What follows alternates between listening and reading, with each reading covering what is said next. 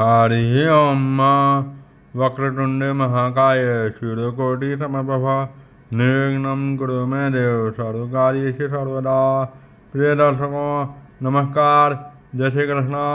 मैं पंडित विश्वकांत शर्मा ज्योतिषाचार्य आज के वीडियो में आपका हार्दिक स्वागत करता हूँ।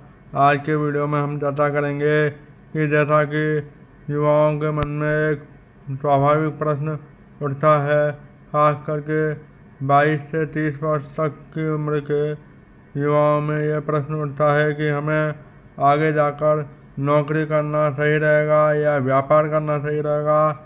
इसी टॉपिक पर आज का वीडियो इसी टॉपिक पर है कि नौकरी करना श्रेष्ठ है या व्यापार करना। कुंडली के अनुसार, ज्योतिषीय परामर्श के अनुसार, व्यापार करना सही रहेगा या नौकरी करना सही रहेगा। इसी टॉपिक पर आज हम विस्तार से चर्चा करेंगे। तो चलिए शुरू करते हैं। वीडियो शुरू करने से पहले आप सभी से एक निवेदन है कि अगर आपने मेरे चैनल को सब्सक्राइब नहीं किया हो तो सब्सक्राइब करें, वीडियो को लाइक करें और ज़्यादा से ज़्यादा लोगों से शेयर करें। तो चलिए शुरू करते हैं आज के वीडियो को। सबसे पहले हम बात करते हैं कि नौकरी और व्यापार के लिए महत्वपूर्ण भाव और ग्रह कौन कौन से होते हैं। सबसे पहले महत्वपूर्ण भावों की बात करें तो नौकरी के लिए सबसे महत्वपूर्ण भाव होता है कुंडली का छठा भाव और छठे भाव का मालिक। उसके अलावा लग्न और लग्न यानी कुंडली के पहले भाव में जो राशि लिखी है उस राशि का जो स्वामी है वह लग्न है। इस प्रकार छठे भाव, छठे लग्न और लग्न ये नौकरी के लिए अत्यंत आवश्यक है। इनका बली होना कुंडली में अत्यंत आवश्यक है नौकरी के लिए। ऐसे ही व्यापार की बात करें तो व्यापार के लिए सप्तम भाव और दसम भाव का विश्लेषण करना परम आवश्यक है। उसके साथ साथ लग्न और एकादश भाव का भी अध्ययन किया जाना अत्यंत आवश्यक है। क्योंकि कारण यह है क्योंकि लग्न से हमारे शरीर का, हमारे मन मस्तिष्क का विचार किया जाता है। लग्न जो है हमारी सोच को दर्शाता है। एक कहावत है कि व्यक्ति की जितने अधिक या जितनी ऊंची सोच होगी वह व्यक्ति अपने जीवन में उतना ही उपलब्धि हासिल करने में सक्षम होता है, कामयाब होता है। तो व्यक्ति की जितनी बड़ी सोच होगी उतना ही बड़ा उसका व्यवसाय या नौकरी होगी, व्यापार होगा और उसी के अनुसार उसका भाग्य तय होता है। तो व्यक्ति की सोच कैसी है उसका विचार करने के लिए लग्न और लग्न का विचार किया जाता है। सीधे सरल भाषा में कहूँ तो इसके लिए लग्न दोष नहीं होना चाहिए। लग्न हमेशा मजबूत होना चाहिए। लग्न को त्रिकोण का भाव भी कहा जाता है, इसलिए भी इसको मजबूत होना परम आवश्यक है। इसके अलावा एक बात और मैं आपको बताना चाहूँगा, पंचम भाव और पंचमेश का भी विशेष योगदान होता है। क्योंकि पंचम भाव से बुद्धि का विचार किया जाता है। जब हमारी बुद्धि जो है, हमारी एकाग्रता जो है उस काम को करने के लिए उत्सुक होगी, उस काम में हमारा मन लगेगा, तभी हम वो व्यापार या बिजनेस या नौकरी कर पाएंगे। इसलिए पंचम भाव, लग्न और नवम भाव का भी विशेष योगदान होता है। क्योंकि नवम भाव हमारे भाग्य को दर्शाता है। यदि हमारे भाग्य में नौकरी करना लिखा होगा तो उससे संबंधित ग्रह अच्छे होंगे और यदि व्यापार के ग्रह अच्छे होंगे तो व्यापार अच्छे से कर सकेंगे हम अपने जीवन में।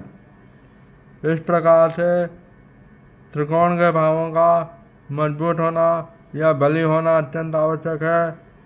कौन कौन से?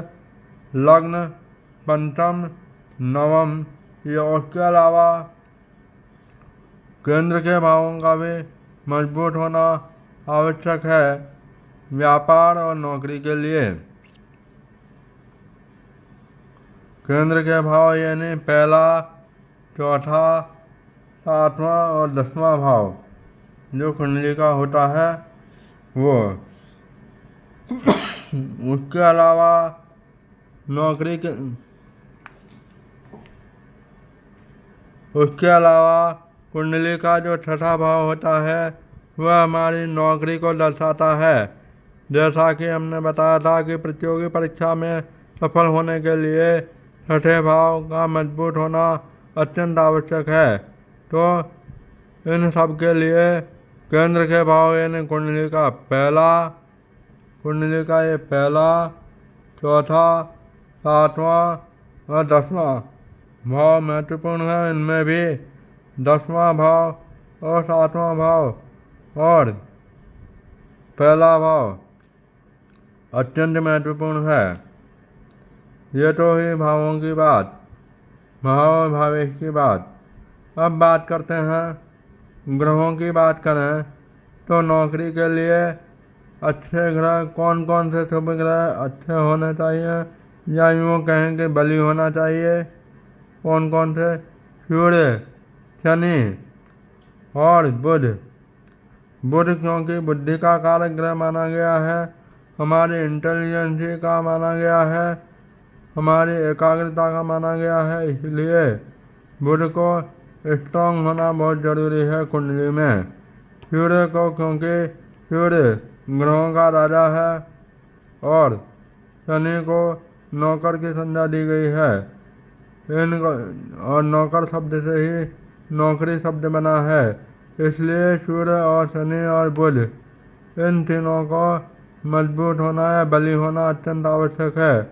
इसके अलावा छठे भाव के स्वामी, सप्तम भाव के स्वामी, नवम भाव के स्वामी और 10वें भाव के स्वामी का भी बली होना अत्यंत आवश्यक है। एकादश भाव के स्वामी का भी बली होना अत्यंत आवश्यक है। इन सभी बातों का बली होना, इन सभी ग्रहों का बली होना लग्न में D9 चार्ट में और D1 चार्ट में दोनों में मजबूत होना आवश्यक है। यदि दोनों में से किसी एक में भी मजबूत होगा, मान लीजिए D1 चार्ट में कोई ग्रह कमज़ोर दिख रहा है इनमें से, और यदि D9 चार्ट में कोई ग्रह मजबूत अवस्था में है, तो ऐसी स्थिति में D1 चार्ट में जो कमज़ोर अवस्था में है या निर्बल है, जैसे नीच का हो या अपनी शत्रु राशि में बैठा हो या किसी भी तरह से पाप ग्रहों के प्रभाव में हो, और ये लेकिन यदि D9 चार्ट में यानी नवमांश कुंडली में उस ग्रह की स्थिति अच्छी हो तो व्यक्ति के बिजनेस या नौकरी करने के चांस बढ़ जाते हैं। यदि बुध अच्छा हो तो व्यापार करने के चांस अधिक होते हैं, और यदि शनि अच्छा हो, शनि बलशाली हो, तो नौकरी करने के चांस अधिक होते हैं। व्यापार के लिए बुध और नौकरी के लिए शनि का बलवान होना अत्यंत आवश्यक है। इसके साथ साथ छठे भाव के स्वामी, सप्तम भाव के स्वामी, नवम भाव के स्वामी, 10वें भाव के स्वामी और एकादश भाव के स्वामी का मजबूत होना अत्यंत आवश्यक है। अच्छा, एक बात और है, एक 10वां भाव जो है, जो कि व्यापार को दर्शाता है, बिजनेस को दर्शाता है, उस 10वें भाव की अपेक्षा एकादश भाव को बली होना आवश्यक है। यानी एकादश भाव 10वें भाव से ज़्यादा बली होना चाहिए। क्यों? इसके पीछे कारण ये है क्योंकि एकादश भाव, ये वाला भाव, ये 1, 2, 3, 4, 5, 6, 7, 8, 9, 10, 11वां भाव जो कि लाभ भाव कहलाता है, लाभ का भाव कहलाता है। तो उसको दसम भाव की अपेक्षा दसवें की अपेक्षा एकादशी को मजबूत होना आवश्यक है। इसको एक उदाहरण से समझें। जैसे मान लीजिए आप काम कर रहे हैं, आप व्यापार कर रहे हैं, आपने किसी वस्तु को बेचा, वो वस्तु जो है 35 रुपये में बेची और आपको कम फ़ायदा हो रहा है, वो 20 रुपये में ही बिकी, तो आपको नुकसान होगा। इसलिए आय भाव का भी मजबूत होना आवश्यक है। इसको अलग तरीके से समझाने का प्रयास किया जाएगा। इसके लिए यह देखा जाता है सर्वाष्टक वर्ग। सर्वाष्टक वर्ग क्या है, इसके लिए अलग से वीडियो बनाएंगे, समझाएंगे। तो सर्वाष्टक वर्ग के अनुसार सप्तम भाव में 22 से 28 के बीच में यदि अंक हों तो श्रेष्ठ माने जाते हैं, और शेष सभी भावों में मतलब सप्तम भाव और द्वितीय भाव, क्योंकि वह मारक भाव कहलाते हैं। सप्तम भाव का विशेष चर्चा इसलिए हो रही है क्योंकि सप्तम भाव से निजी व्यवसाय, सेल्फ एम्प्लॉयमेंट का विचार किया जाता है। निजी व्यवसाय में जैसे कोई निजी व्यवसाय जैसे ट्यूशन पढ़ाना, ज्योतिष का काम करना इत्यादि जो है सप्तम भाव से देखे जाते हैं। तो इसमें बिंदु जो है 22 से 28 के बीच में हो तो श्रेष्ठ माने जाते हैं अंक, क्योंकि यह सप्तम भाव मारक भाव माना जाता है। इसलिए 22 से 28 के बीच में अंक श्रेष्ठ माने जाते हैं, और शेष सभी भावों में 28 या इससे अधिक अंक हों तो वह श्रेष्ठ माना जाता है। सर्वाष्टक वर्ग के बारे में विस्तार से चर्चा अलग से करेंगे, अगले वीडियो में करेंगे। यहाँ पर हम समझाने का प्रयास कर रहे हैं कि कब नौकरी के योग बनते हैं और कब व्यापार के योग बनते हैं। छठे भाव का मजबूत होना जरूरी है नौकरी के लिए, और छठे भाव के स्वामी का मजबूत होना जरूरी है नौकरी के लिए। इसके अलावा निजी व्यवसाय के लिए सप्तम भाव और सप्तमें का मजबूत होना चाहिए। इसके साथ साथ बुध का भी मजबूत होना जरूरी है, यानी वह पाप ग्रहों के प्रभाव में नहीं हो इत्यादि, यानी बलि हो। नवम भाव, नवमें का बलि होना आवश्यक है। अब इसको उदाहरण से समझें, उदाहरण कुंडली से। जैसे इस उदाहरण कुंडली से मैं आपको यह समझाऊंगा कि इस व्यक्ति को नौकरी करना चाहिए या व्यापार करना चाहिए। तो देखिए, नौकरी के लिए हमने बताया था छठे भाव को देखा जाता है। सरकारी नौकरी के लिए चाहे प्राइवेट नौकरी के लिए छठे भाव को देखा जाता है। अब यहाँ पर उदाहरण के लिए वृष लग्न की कुंडली ली गई है। यहाँ पर लग्न क्या है, शुक्र, और षष्ठे क्या है, यानी छठे भाव का स्वामी। छठे भाव में कौन सा अंक लिखा हुआ है, 7 नंबर की गिनती लिखी हुई है। 7वीं राशि होती है तुला। तुला राशि का स्वामी होता है शुक्र। अब शुक्र जाकर के कहाँ पर बैठा हुआ है,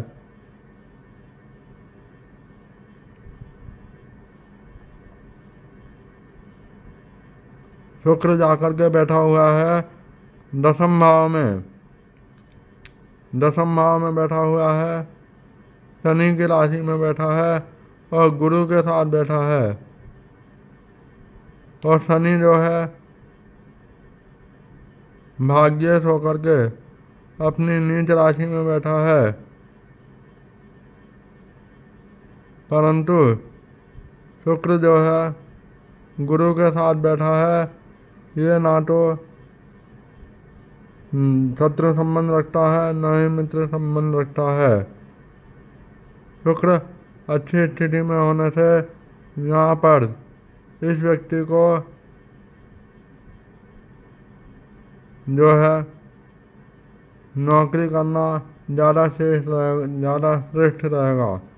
उसके अलावा नौकरी के लिए कौन सा ग्रह देखा जाता है छठे भाव के स्वामी के अलावा, शनि। अब शनि की स्थिति को देखें तो शनि देखो यहाँ पर नीच राशि में बैठा है, अपनी नीच राशि मेष राशि में बैठा है। लेकिन उसके साथ मेष राशि में कौन सा ग्रह उच्च का होता है? सूर्य। सूर्य मेष राशि में उच्च का होता है।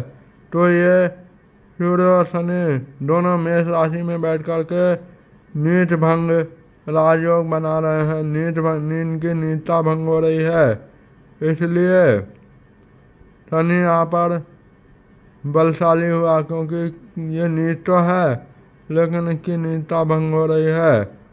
और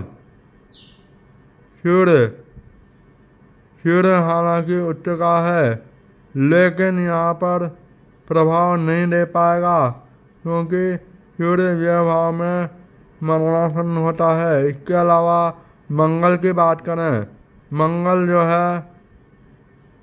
जो है अपनी ही राशि में 12वें भाव में बैठा है,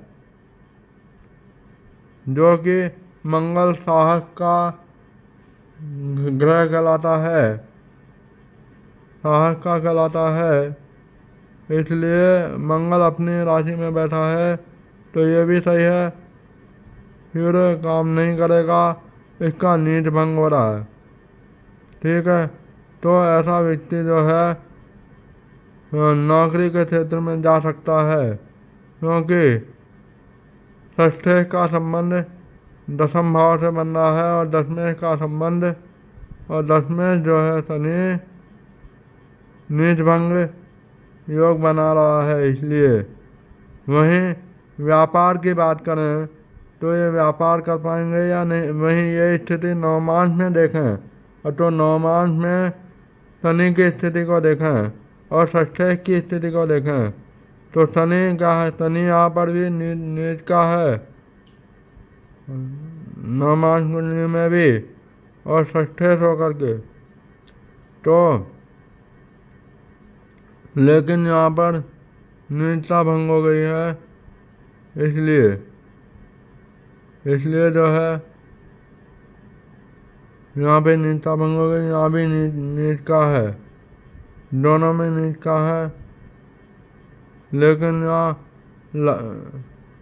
लग्न कुंडली में नीचता भंग होने से जो है नौकरी के चांस ज़्यादा हैं।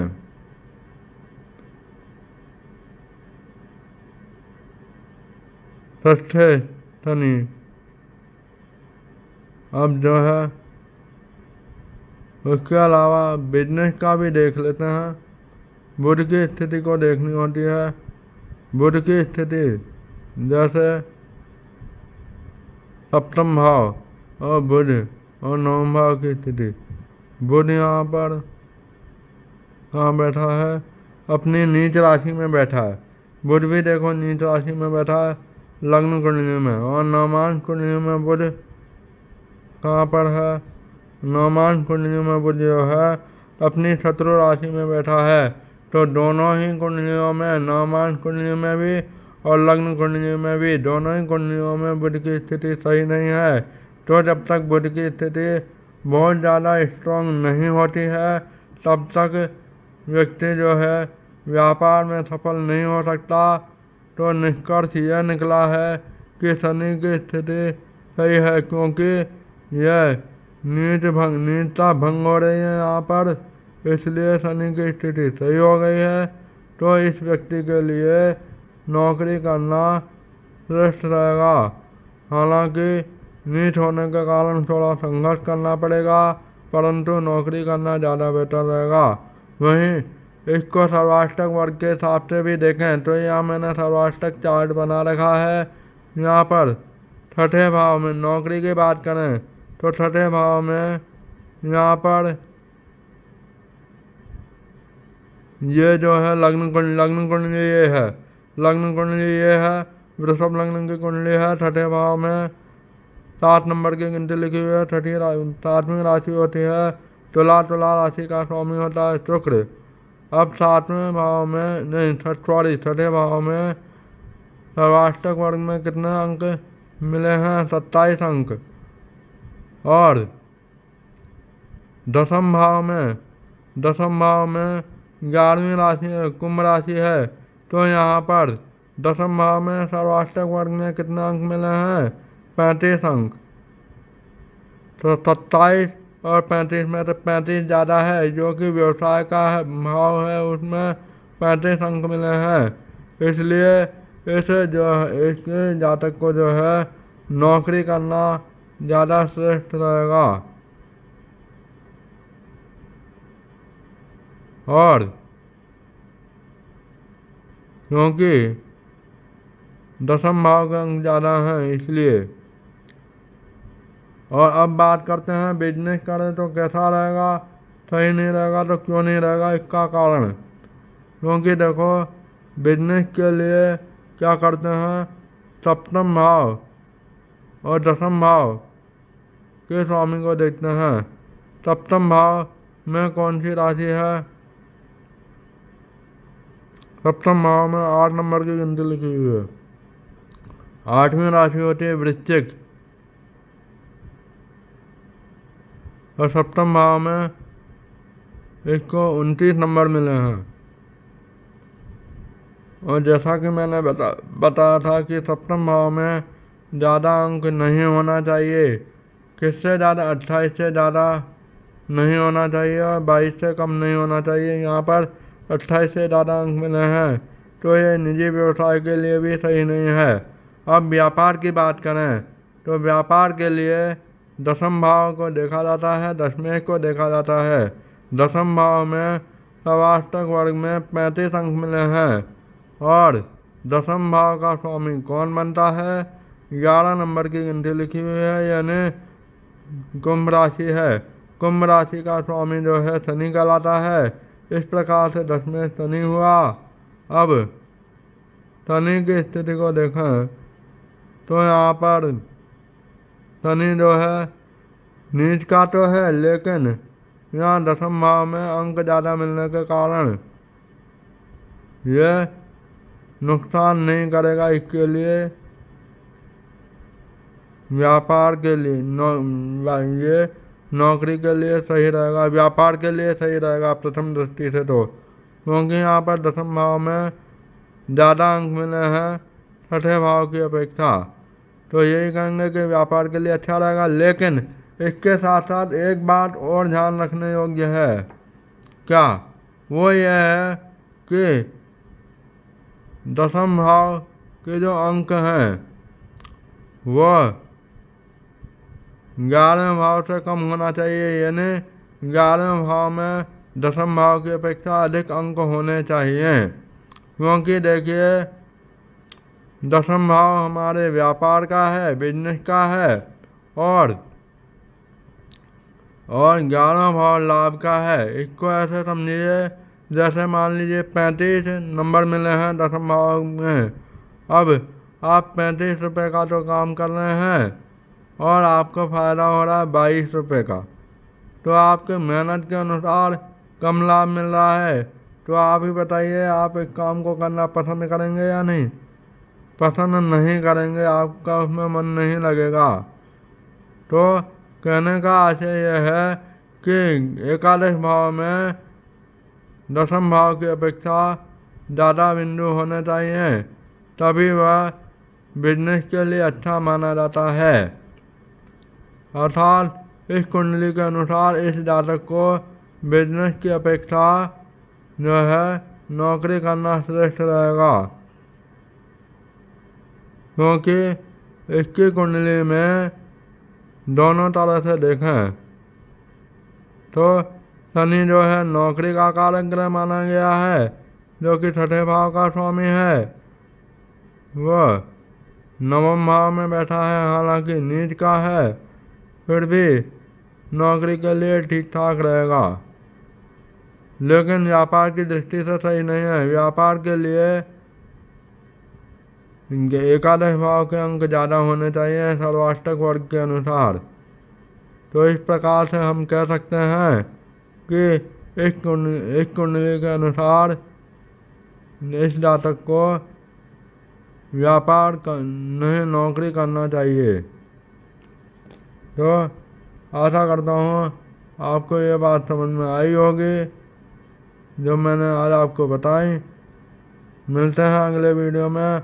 अगले वीडियो में हम जानेंगे कि नौकरी करें या व्यापार करें तो ऐसा कब होता है जब आपका मन बार बार बदलता रहता है, नौकरी छोड़नी पड़ती है, ऐसी नौबत कब आती है, ऐसे क्या योग संयोग बनते हैं कुंडली में, इसके बारे में अगले वीडियो में हम चर्चा करेंगे।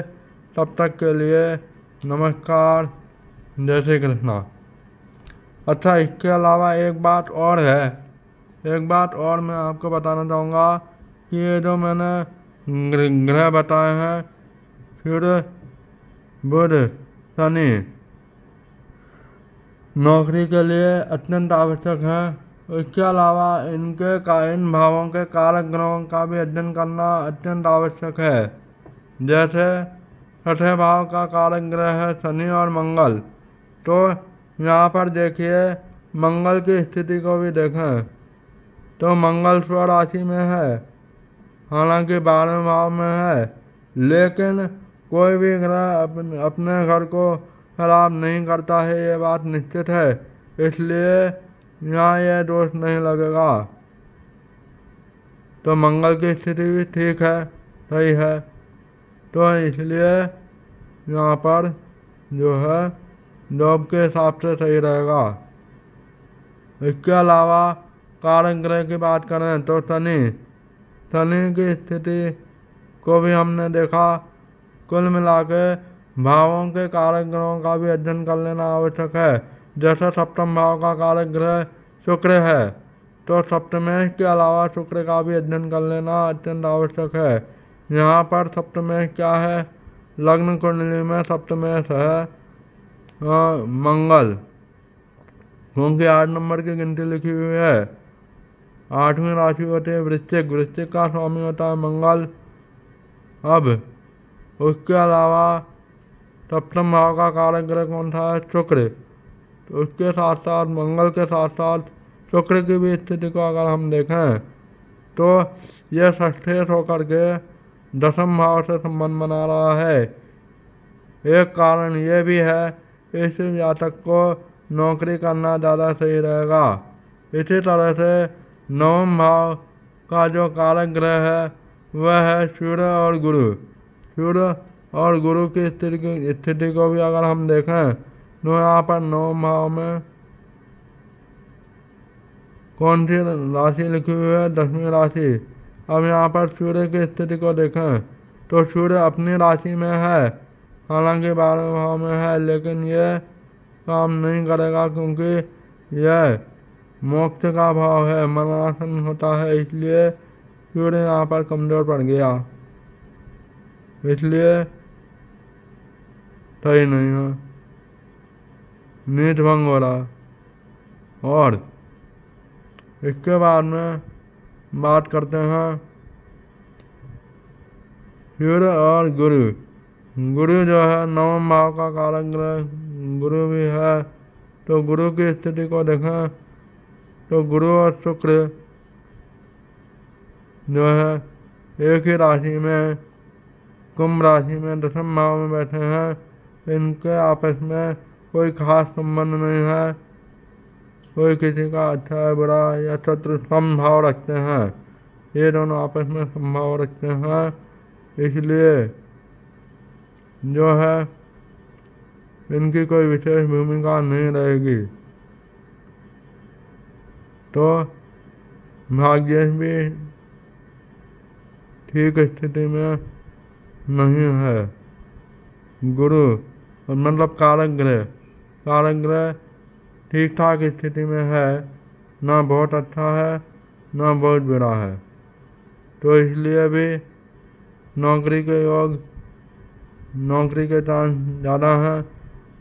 व्यापार के चांस इसमें बुध की स्थिति को देखकर किया जाता है। बुध की स्थिति सही नहीं है क्योंकि ये शत्रु राशि में है। नवमांश कुंडली में भी देखें तो बुध अपनी नीच राशि में है, इसलिए व्यापार की अपेक्षा इस जातक को नौकरी करना श्रेष्ठ रहेगा। अस्तु, आशा करता हूँ ये बात आपको समझ में आई होगी। अगले वीडियो में मिलते हैं किसी नई जानकारी के साथ। तब तक के लिए नमस्कार, जय श्री कृष्णा।